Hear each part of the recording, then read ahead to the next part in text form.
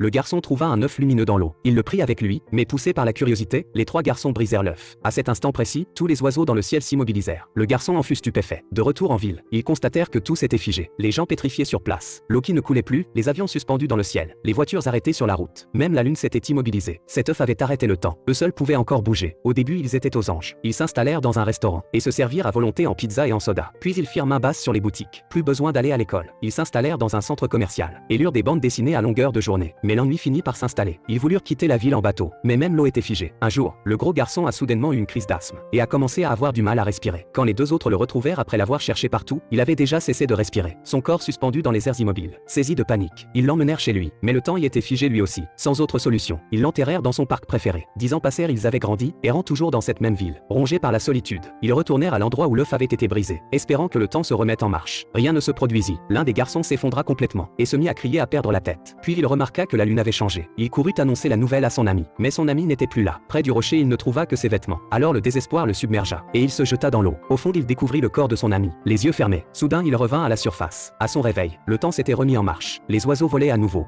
L'eau coulait. Mais dans le monde réel, le temps était toujours bloqué à l'instant précis où l'œuf avait été brisé. Dans ce nouveau monde, quand il rentra chez lui, sa propre mère ne le reconnut pas.